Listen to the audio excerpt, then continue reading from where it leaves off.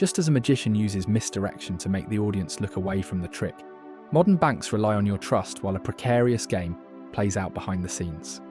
Picture this: enormous towers of digital wealth, humming servers, and glass-fronted headquarters. It all looks solid. But in March 2023, Silicon Valley Bank crumbled in less than 48 hours after depositors yanked $42 billion in a single day and regulators shut the doors the next. What looked like a fortress vanished like smoke. The message is chilling. Confidence is the only pillar holding up the system, and confidence can evaporate overnight. This video tears back the glossy facade of global finance. We'll explore how banks are quietly dependent on risky shadow lenders, why regulations meant to stabilise the system keep getting watered down or delayed, and how generative AI makes bank security as flimsy as a paper wall. By the end, you'll understand why the modern banking system is still a house of cards, and why one gust of trouble could send it tumbling. The illusion of stability. Every bank advertises stability. Ads show families saving for college, retirees enjoying cruises, and farmers purchasing new tractors. Yet banks secretly take on enormous risks to maximise profits. One major blind spot is the shadow banking sector. Non-bank financial companies like private equity funds, hedge funds and real estate investment trusts are REITs. These entities aren't subject to the same rules as traditional banks, making them opaque and highly leveraged. Banks quietly extend credit lines to these firms to generate fees, and the numbers are startling. A 2024 study from the Centre for Economic Policy Research found that between 2013 and 2023, bank credit lines to non-bank financial institutions tripled from roughly $500 billion to $1.5 trillion. That means more than 1/5 of all bank credit lines now go to these shadow lenders. Even more worrying, nearly half of those credit lines are allocated to REITs tied to commercial real estate. These credit lines allow REITs to buy office towers, shopping centres and warehouses. But when the property market slumps, REITs may draw down their lines all at once. Banks then face a liquidity drain exactly when they need cash the most. It's a domino effect. One sector wobble ripples through the entire system. The term shadow bank sounds ominous, but it simply refers to financial firms that lend and invest outside the traditional banking system. They can be useful by providing credit to businesses that banks won't touch. The catch is that these firms borrow heavily, operate with little oversight, and often invest in speculative assets. During booms, they look like geniuses. In downturns, they sell assets in a panic, which drives prices lower. Because banks are now so entangled with them, banks are exposed to extreme market swings. Regulators are only beginning to grasp the scope. In 2024, the US Federal Reserve proposed new rules requiring banks to report detailed information on loans to shadow banks so the Fed could stress test these exposures.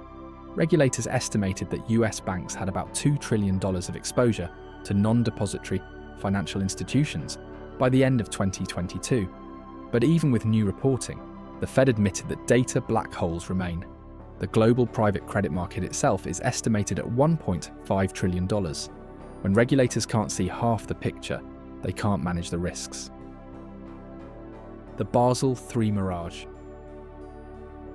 After the 2008 financial crisis, policymakers promised stronger rules so banks wouldn't again gamble with depositors' money. The resulting Basel III standards required banks to hold more capital, limit risky trading, and maintain liquidity buffers. Sounds great if it actually happened. The reality, implementation has been slow, partial, and politically contested. The European Commission recently delayed a key part of Basel III called the Fundamental Review of the Trading Book, FRTB, until January 2027. The Commission said postponement was necessary because other jurisdictions have also delayed implementation and the EU wanted to maintain a level playing field. In other words, regulators worry that if they impose strict rules while other countries don't, their banks will be less competitive. Safety takes a backseat to profits. Even where Basel III is law, much of it remains unenforced. A recent Basel Committee report showed that by September 2025, the final Basel III standards were fully implemented in only about 40% of its 27 member jurisdictions. Revised credit and operational risk standards were implemented in roughly 80% of jurisdictions, but the market risk rules, which curb dangerous trading activities, were enforced in only about 40%. So banks can still conduct risky trades with minimal oversight. A big reason for the delays is political pressure from banking lobbies. In 2025, US regulators were preparing one of the largest cuts to bank capital requirements in more than a decade. Reuters reported that authorities plan to reduce the supplementary leverage ratio, freeing up capital for banks to lend or buy back shares. The impetus? Banks complained that holding capital against safe assets like US Treasuries was burdensome. Politics plays a role in the US too. In 2024, with Donald Trump campaigning to return to the White House, expectations were that regulators would dilute or scrap the Basel III endgame rules that required big banks to hold more capital. After intense lobbying, the US Federal Reserve agreed to reissue the rules with significant concessions. The bank's argument was straightforward. Strict rules would hurt profits and slow economic growth. Regulators caved. The irony is painful. Banks justify risks by citing the efficient functioning of the economy, yet they repeatedly avoid safety measures. It's like insisting on driving a sports car at high speed without seatbelts because seatbelts slow you down. Cracks in the system, past and present. The collapse of Silicon Valley Bank, SVB, is a stark reminder of how fast confidence can vanish. SVB was the go-to bank for tech startups. To boost profits, it invested heavily in long-term government bonds and mortgage-backed securities. When interest rates rose, the value of those holdings fell. Depositors got spooked by losses, and rumours spread via social media. On the 9th of March, 2023, depositors withdrew $42 billion in one day. SVB lacked the cash to meet the run, and regulators took over the next day. SVB's demise was not just bad luck. 94% of its deposits were uninsured, meaning depositors knew they would not be protected if the bank failed. But the bank's risk management was lax. It didn't hedge interest rate risk properly. A 2018 regulatory change known as the Crapo Act raised the threshold for comprehensive stress tests, so SVB avoided the scrutiny faced by larger banks. The combination of poor oversight, lax management, and online rumours created a perfect storm. The takeaway: when trust erodes, digital runs can happen at lightning speed, far faster than regulators can react. The REIT boom has been a boon for yield-hungry investors. However, the CEPR study shows that nearly half of banks' credit lines to non-bank financial institutions go to REITs. These trusts typically use short-term credit lines to buy long-term property. When office rents fall, companies move to remote work, or a commercial property bubble bursts, REITs may draw down these lines simultaneously.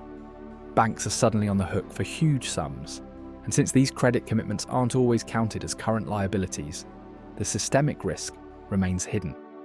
It's like a homeowner who is guaranteed loans for all the neighbours. If even one loses their job, the guarantor could lose their house. Regulators' inability to see exposures is a serious problem. The Fed acknowledges that the private credit market, estimated at $1.5 trillion, is a black box. When interest rates rise or investors panic, shadow lenders may face a wave of defaults. Banks with large credit lines to these firms will face simultaneous draws. Because these exposures don't appear directly on bank balance sheets, they don't show up in standard stress tests. We cannot stress what we cannot see. Digital threats and AI-enabled fraud. If regulatory delays and hidden exposures aren't scary enough, consider the digital frontier. Fraudsters are using AI to mimic voices, faces, and entire personas to drain accounts. OpenAI CEO Sam Altman recently told Federal Reserve officials that he's terrified banks still rely on voice-print authentication. In a July 2025 interview, Altman warned that some financial institutions still accept voice prints for authentication, a practice he called crazy. He noted that AI has completely defeated voice-based security and predicted an impending fraud crisis. Why voice authentication fails? AI systems can now replicate human speech with startling accuracy. Voice-based authentication once seemed secure because it required a unique biometric marker, but deepfake software can learn a person's voice using just a few seconds of audio. As Altman explained, criminals can easily mimic a user's voice to transfer funds or obtain sensitive information. He warned that soon, video calls will become indistinguishable from reality, making it even easier for scammers to impersonate bank employees or family members. Banks and regulators may dismiss AI fraud as futuristic sci-fi, but it's already costing real money. A Country Bank article from June 2025 explains that criminals can clone a person's voice with as little as 10 seconds of audio. With a few photos scraped from social media, they can even generate convincing video of a CEO ordering an urgent wire. The FBI has warned that these AI-generated images and voices are fueling a new wave of imposter scams. How do scammers use these tools? Family emergency calls now feature cloned audio of a grandchild begging for bail or ransom money. Seniors in Suffolk County, New York, lost thousands of dollars to AI voice scams in 2025. In the corporate realm, deepfake videos of CFOs instruct employees to wire funds have led to massive losses. For instance, an engineering firm named Arup was tricked into transferring $25 million after a deepfake video call in February 2024. These scams often use urgent or fear-based language, request fast, irreversible payments, like gift cards or crypto, and switch communication channels to personal emails or WhatsApp. The threat is growing exponentially. According to an in-depth analysis by cybersecurity firm DeepStrike, deepfake files surged from 500,000 in 2023 to an estimated 8 million by 2025. Fraud attempts skyrocketed 3,000% in 2023, with North America experiencing a 1,740% increase. The average cost of a deepfake-related incident was nearly $500,000 in 2024. The same report warns that generative AI-driven fraud losses in the US are expected to jump from $12.3 billion in 2023 to $40 billion by 2027. In some cases, scammers need just 3 seconds of audio to create a clone with an 85% voice match. 1 in 4 adults has already experienced an AI voice scam, and 77% of those targeted lost money. These statistics matter because they show a new risk vector. Banks' security systems are being bypassed not by hacking servers, but by hijacking trust. When your CEO appears on a video call instructing you to wire funds, you do it.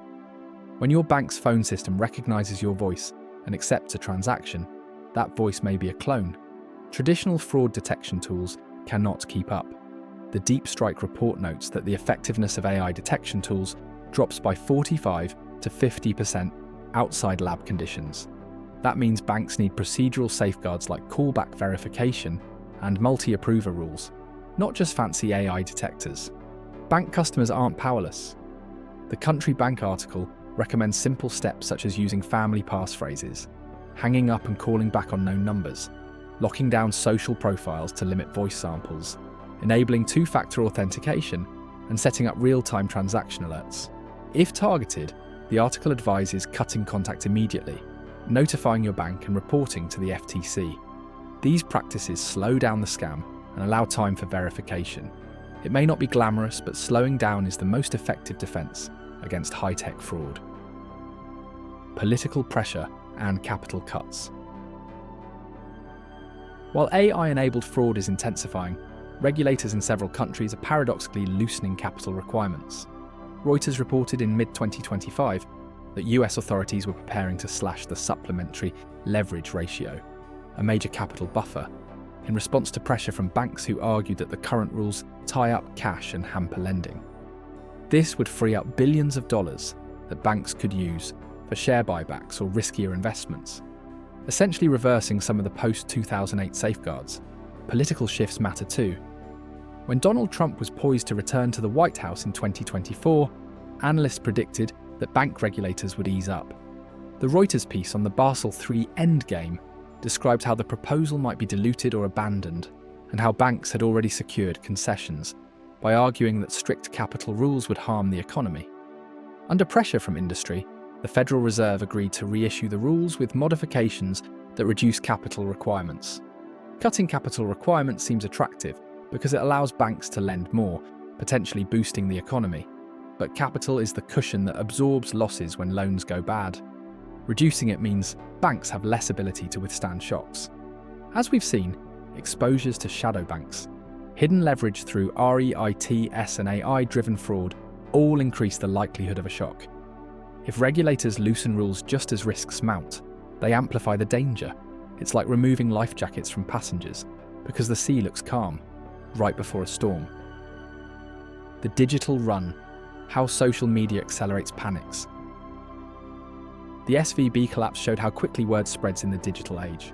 Traditional bank runs involve people lining up outside branches. Today, a rumour on Twitter or a Slack channel can trigger millions of dollars in withdrawals within hours. Instant messaging groups allow customers to coordinate and withdraw en masse. Regulators cannot close branches fast enough. This reality is worrisome because banks operate on fractional reserves. For every dollar deposited, a bank might hold only 10 cents in immediate liquidity, investing the rest in loans and securities. As long as depositors withdraw funds slowly, the system works. But if many depositors demand their money at once, no bank can pay everyone. That's why the system relies on trust. In the era of high-speed information and AI-powered disinformation, trust is more fragile than ever. What happens next? The combination of hidden leverage, delayed regulations, political pressure, and digital threats creates a precarious environment.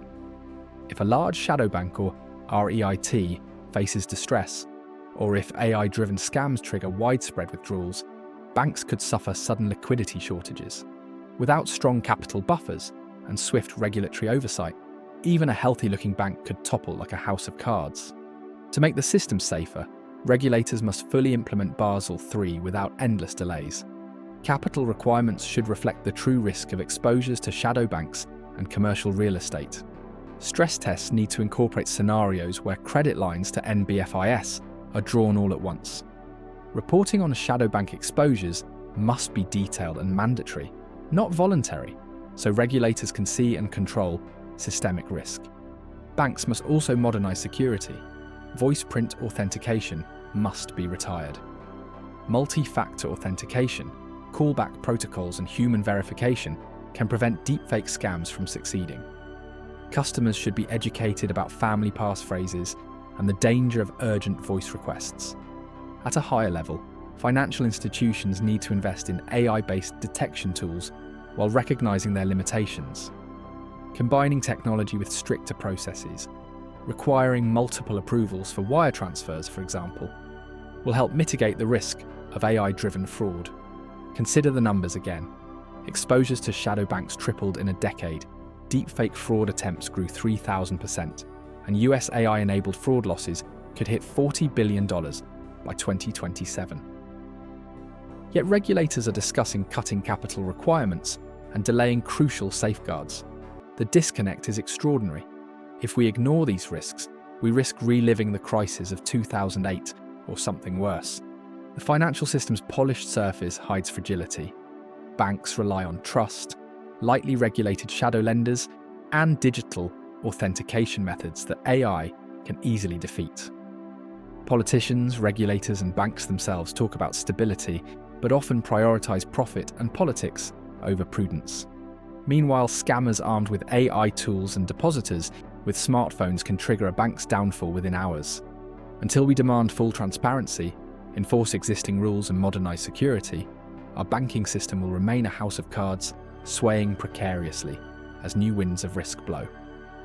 Stay informed, ask questions, and remember, the first line of defense against financial disaster is awareness. If you found this video valuable, please share it so more people understand the dangers lurking beneath the shiny surface of modern finance.